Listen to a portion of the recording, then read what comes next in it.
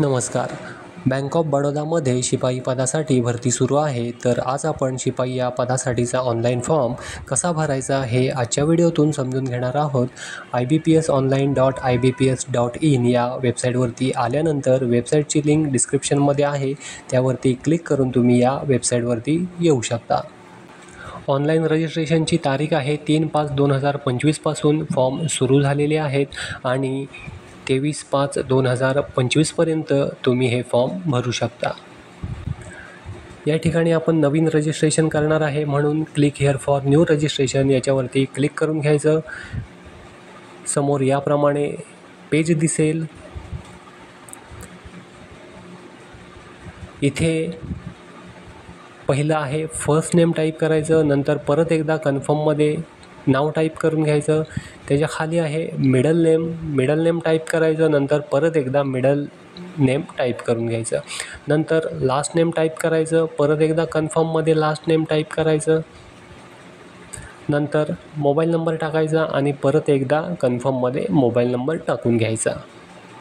पुढे आहे email I D टाकायचा आणि परत एकदा कन्फर्ममध्ये ईमेल आय डी टाकून घ्यायचा. जो सिक्युरिटी कोड आहे तो बॉक्समध्ये टाकून सेव्ह आणि नेक्स्टवरती क्लिक करून घ्यायचं.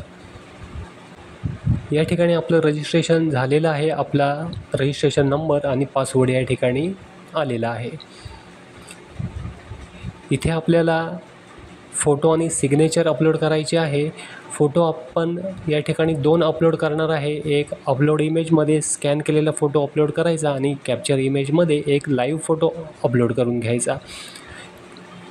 तुमच्याकडं PC किंवा लॅपटॉप जर असेल तर कॅप्चर फोटोमधून तुम्ही तो कॅप्चर इमेज अपलोड करू शकता किंवा जर मोबाईलमधून करणार असाल तर जो दिलेला QR कोड आहे तो मोबाईलमधून स्कॅन करून तुम्ही या ठिकाणी कॅप्चर इमेज अपलोड करू शकता. मी फोटो आणि सिग्नेचर या ठिकाणी अपलोड केलेली आहे. त्याच्यानंतर I confirm that this is my valid photo या बॉक्समध्ये क्लिक करायचं आणि I confirm that this is my valid signature या बॉक्समध्ये क्लिक करून घ्यायचं आणि नेक्स्टवरती क्लिक करायचं. त्याच्यानंतर या ठिकाणी बेसिक डिटेल्स फिल करून घ्यायचे. पहिलं आहे vacancies of state you are applying for. कुठल्या स्टेटसाठी तुम्ही ॲप्लाय करणार आहे ते स्टेट या लिस्टमधून सिलेक्ट करून घ्यायचं. पुढे आहे proficiency in the official language of the state oblique union territory. आपली मराठी लँग्वेज आहे म्हणून ती या ठिकाणी सिलेक्ट करून घ्यायची. पुढं आहे कॅटेगरी, उमेदवाराची कास्ट कॅटेगरी यामधून सिलेक्ट करून घ्यायची. पुढं आहे are you a person with benchmark disability of 40% and above. तुम्ही 40 किंवा 40पेक्षा जास्त अपंग असलेली व्यक्ती आहे काय असेल त्यांनी यस करा आणि बाकीचे डिटेल्स फिल करून घ्या. आपण यामध्ये मोडत नाही म्हणून मी नोवरती क्लिक करतो.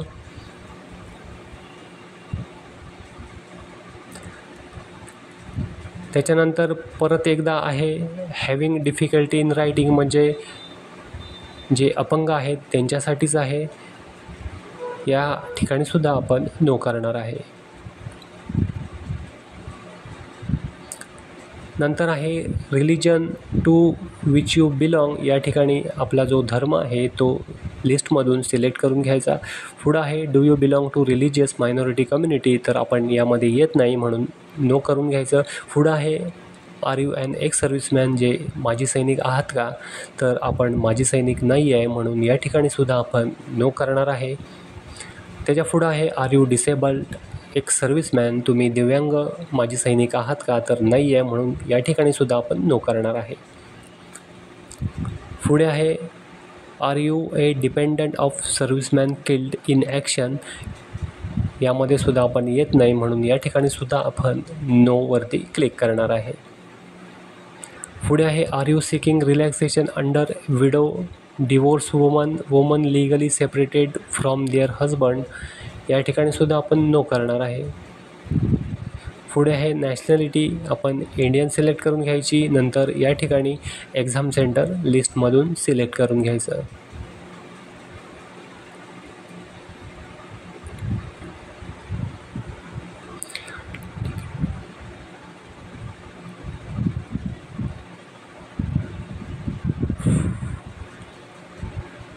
पुढे आहे एक्झाम पेपरसाठी मीडियम सिलेक्ट करून घ्यायचं.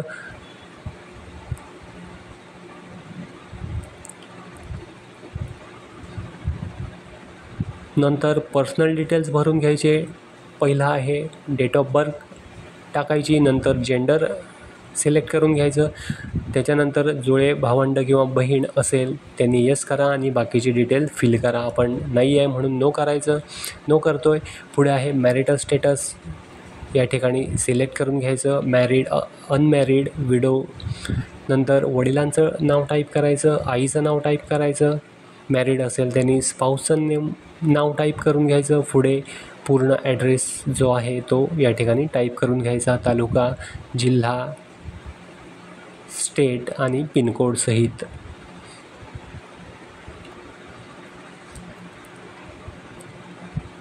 नंतर करस्पॉन्डन्स ॲड्रेस आणि परमनंट ॲड्रेस जर सेम असेल तर या ठिकाणी same as address for correspondence याच्यावरती क्लिक करून घ्यायचं.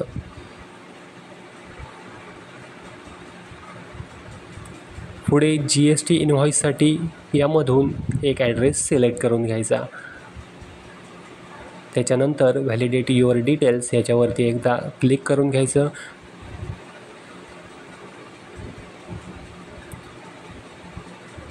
या ठिकाणी मेसेज आलेला आहे व्हेरीफाईड सक्सेसफुली आणि सेव्ह आणि नेक्स्टवरती क्लिक करून घ्यायचं.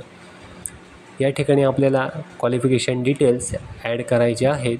पहिला आहे SSC, 10वीची पासिंग डेट या ठिकाणी टाकायची. त्याच्यानंतर पर्सेंटेज टाकून घ्यायचे. नंतर क्लास सिलेक्ट करून घ्यायचा.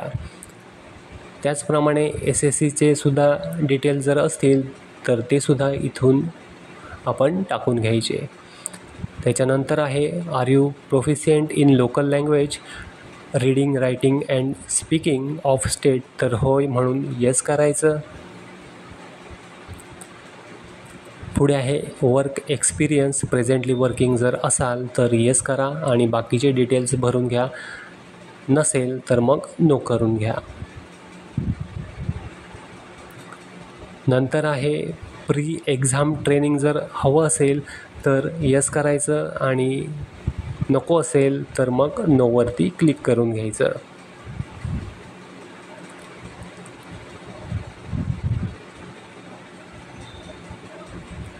पुढे आहे लँग्वेजेस नोन, तुम्हाला ज्या भाषांचं ज्ञान आहे ते भाषा या ठिकाणी ॲड करायच्या.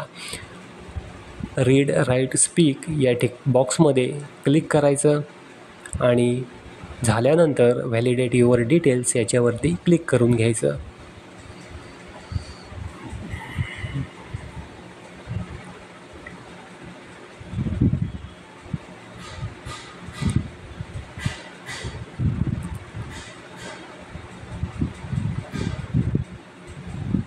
व्हेरीफाईड सक्सेसफुलीचा मेसेज आलेला आहे तो ओके करायचा आणि सेव्ह अँड नेक्स्टवरती क्लिक करायचं. या ठिकाणी जो भरलेला फॉर्म आहे तो समोर आपल्याला दिसेल. तो पूर्ण वाचायचा नीट आणि व्यवस्थित भरलेला आहे याची खात्री झाल्यानंतरच कंप्लीट रजिस्ट्रेशनवरती आपल्याला क्लिक करायचं आहे. आणि जर काही करेक्शन असेल तर बॅकवरती क्लिक करून आपण ते करेक्शन करू शकता. तर या ठिकाणी आपण जो भरलेला फॉर्म आहे तो पूर्ण बरोबर आहे. त्यामुळे आपण या ठिकाणी आय ॲग्री या बॉक्समध्ये क्लिक करणार आहे आणि कंप्लीट रजिस्ट्रेशन याच्यावरती क्लिक करणार आहे. येणारा मेसेज जो आहे त्याला ओके करायचं. या ठिकाणी आपल्याला डॉक्युमेंट अपलोड करायचे आहेत. जन्मतारखेचा दाखला म्हणून आपल्याला 10वीचं मार्कशीट किंवा सर्टिफिकेट या ठिकाणी अपलोड करायचं आहे. पुढं आहे एज्युकेशनल सर्टिफिकेट या ठिकाणी आपल्याला अपलोड करायचं आहे. 10वीचं मार्कशीट किंवा सर्टिफिकेट. नंतर आहे कास्ट सर्टिफिकेट अपलोड करायचं आहे. मी सर्व डॉक्युमेंट अपलोड करून घेतो. प्रिव्ह्यू करून ते तुम्ही पाहू शकता बरोबर अपलोड झालेलं आहे की नाही ते. नंतर दिलेला सिक्युरिटी कोड बॉक्समध्ये टाकून सेव्ह आणि नेक्स्टवरती क्लिक करून घ्यायचं. या ठिकाणी मेसेज येईल, are you sure the data entered in is correct as no changes oblique. या ठिकाणी पुढं सांगितलं आहे की edit of application, message okay करायचा. या ठिकाणी अमाऊंट आलेली आहे 118 रुपयाचं आपल्याला पेमेंट करायचं आहे. दिलेला सिक्युरिटी कोड बॉक्समध्ये टाईप करून सबमिटवरती क्लिक करून घ्यायचं. सबमिटवरती क्लिक केल्यानंतर विचारेल do you want to proceed for payment, तर होय म्हणून यसवरती ओकेवरती क्लिक करायचं.